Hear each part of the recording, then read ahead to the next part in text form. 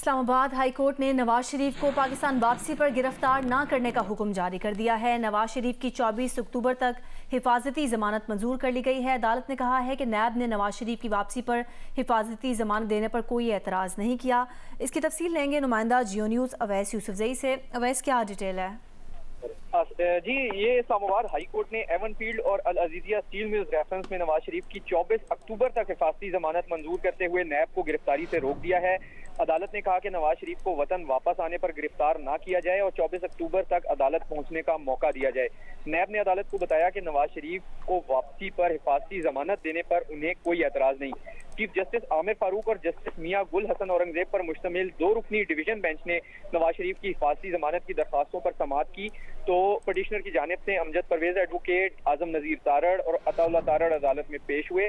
आजम नजीर तारड़ ने अदालत को बताया कि ट्रायल कोर्ट से जिस केस में नवाज शरीफ इश्तिहारी थे उसमें भी उनके वारंट गिरफ्तारी मुअत्तल हो गए हैं। ये दायमी वारंट गिरफ्तारी थे जो एहतसाब अदालत ने मुअत्तल किए हैं और मंगल को पेश होने का हुक्म दिया है। चीफ जस्टिस ने कहा कि आपके पास वो ऑर्डर है तो दे दें, जिस पर अदालत को बताया गया कि वकला अभी रास्ते में है, वो ऑर्डर लेकर पहुंचेंगे तो अदालत में पेश कर दिया जाएगा। अदालत ने कहा नैब का इस पर क्या मौक़िफ़ है, इसमें कोई तब्दीली तो नहीं आई। नैब प्रोसिक्यूटर जो कमरा अदालत में मौजूद थे अदालती नोटिस पर वो पेश हुए और उन्होंने कहा कि हाई कोर्ट ने भी अपने ऑर्डर में लिखा है कि अपील कुनिंदा जब वापस आए तो अपील बहाल करा सकता है। प्रोसिक्यूटर जनरल नैब से हिदायत ली हैं और नैब को नवाज शरीफ को हिफाजती जमानत देने पर कोई एतराज नहीं। चीफ जस्टिस ने कहा कि इस मुतालिक तहरीरी तौर पर आप अदालत को आगाह कर दें कि आपको कोई एतराज नहीं है। जस्टिस मियां गुल हसन औरंगजेब ने इस मौका पर रिमार्क दिए कि आपकी रजामंदी की वजह से ये ऑर्डर कर रहे हैं, अगर आप इसकी मुखालफत करते तो फिर मेरिट पर दलाइल सुनकर हम फैसला करते। अब अदालत ने नैब प्रोसिक्यूटर के बयान के बाद नवाज शरीफ को 24 अक्टूबर तक गिरफ्तारी से रोकने के अहकाम जारी कर दिए हैं। जी बहुत बहुत शुक्रिया नुमाइंदा जियो न्यूज़ अवैस यूसुफजई हमें आगाह कर रहे थे कि इस्लामाबाद हाई कोर्ट ने नवाज शरीफ को पाकिस्तान वापसी पर गिरफ्तार न करने का हुक्म जारी कर दिया है। नवाज शरीफ की 24 अक्टूबर तक हिफाजती जमानत मंजूर की गई है। अदालत ने आज रिमार्क्स दिए कि नैब ने नवाज शरीफ की वापसी पर हिफाजती ज़मानत देने पर कोई एतराज़ नहीं किया है। Chief justice Islamabad high court justice Aamir Farooq ने रिमार्क्स दिए कि हिफाजती ज़मानत देकर केस पीर के लिए मुकर्रर कर देते हैं। इस्लामाबाद हाई कोर्ट ने मियां मोहम्मद नवाज शरीफ को पाकिस्तान वापसी पर गिरफ्तार न करने का हुक्म जारी किया है। इस्लामाबाद हाई कोर्ट ने नवाज शरीफ को पाकिस्तान वापसी पर गिरफ्तार न करने का हुक्म जारी कर दिया है।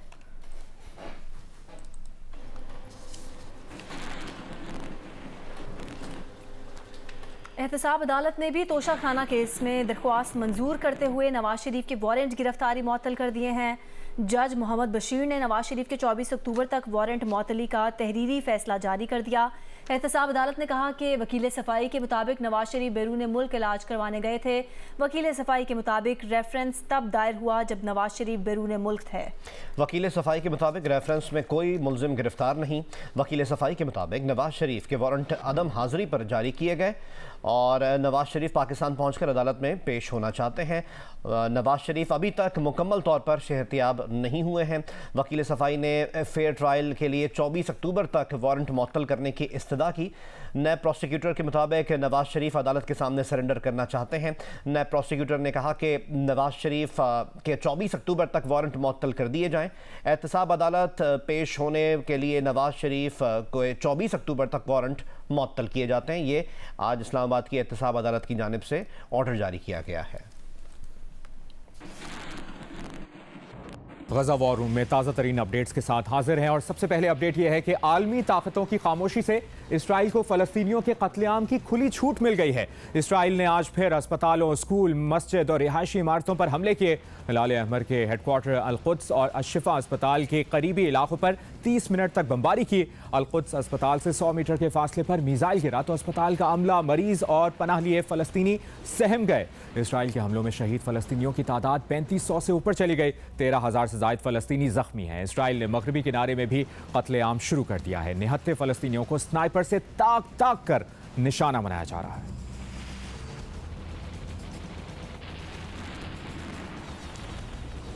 भूख और प्यास का शिकार गजा की 23 लाख आबादी के लिए सिर्फ 20 इमदादी ट्रक अमरीकी सदर के दौरे इसराइल का हासिल वसूल है। इसराइल से रवानगी के वक्त जो बाइडन ने अपने तैयारे में मिस्री सदर फतह सीसी से टेलीफोन पर गुफ्तगू की। मिस्री सदर ने रफा से 20 ट्रक जाने की इजाज़त दे दी। इसराइल अपने इलाके से गजा के लिए पानी और बिजली की फराहमी बहाल करने से इनकारी है। अमरीकी वज़ीर ख़ारजा ने भी दौरे के अख्ताम पर इमदादी सामान गजा जाने की डील का ऐलान किया था। ताहम इसराइल ने रफा बॉर्डर पर हमले जारी रखे। रूस ने गजा के लिए इंसानी इमदाद भेजने का ऐलान कर दिया। वेनेजुएला से 30 टन इमदाद मिस्र पहुंच गई। इसराइल से इजहार यकजहती के लिए बरतानवी वज़ीर आज़म इसराइल पहुंच गए हैं।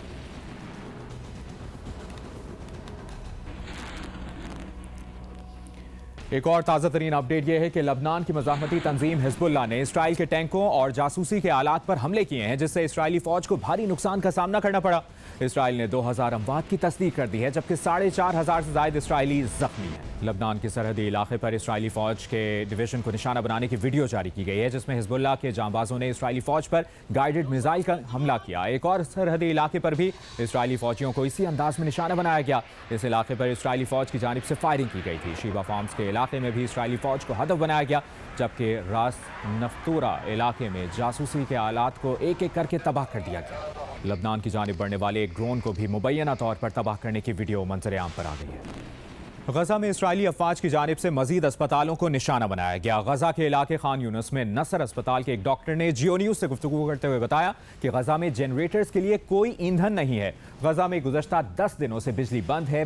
पहले बिजली काट दी गई, फिर ईंधन की सप्लाई भी काट दी। अब तक 3 से 4 अस्पतालों पर बमबारी की गई है। क्या कहा उन्होंने, सुनिए।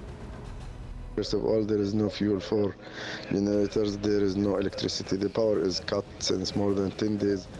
So they cut off the supply of the power, then they cut off the supply of the fuel. That's why the generators are almost off.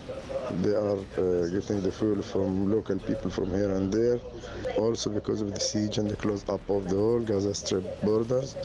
The people who left their houses near the borders, they are collecting and gathering in the hospitals. This also increased the burden on the hospital. All healthcare infrastructure is already weak because of the lack of supply in everything. About 3-4 hospitals, they got bombed. The health care people, more than 25 persons, they were killed. About 5 ambulances were destroyed completely by the bombing, intentionally. The UN, part of the USA, both of them, they are liars. Nothing have reached Gaza Strip, not even a single needle or single syringe. They are both liars. और ताज़ा तरीन update ये भी है कि अक़वाम मुत्तहिदा की relief and work agency का कहना है कि गजा के लोगों के लिए वक्त ख़त्म हो रहा है। हमें अभी फौरी इमदादी सामान चाहिए। पैगाम वाज़ेह है, गजा को तबाहकुन इंसानी बहरान का सामना है। फ़लस्तीन के लिए अक़वाम मुत्तहिदा की रिलीफ एंड वर्क एजेंसी ने कहा है कि गजा में पीने का पानी ख़त्म हो चुका, बच्चे गंदा पानी पीने पर मजबूर हो गए हैं। उन्होंने ये भी कहा है कि गजा में सूरत हाल तबाहकुन है। गजा में अपने साथियों से मौसूल पैगामात में पानी और ईंधन की अपीलें की जा रही हैं। गजा में यूएन एजेंसी के रुकन ने अपने पैगाम में कहा कि खान यूनुस में गुज़श्ता रोज़ चिकन पॉक्स का पहला केस सामने आया है। गजा में लोग इसराइली फ़ौज के हमले से नहीं मरे तो आलूदगी, वबाई अमराज फैलने से मर जाएंगे।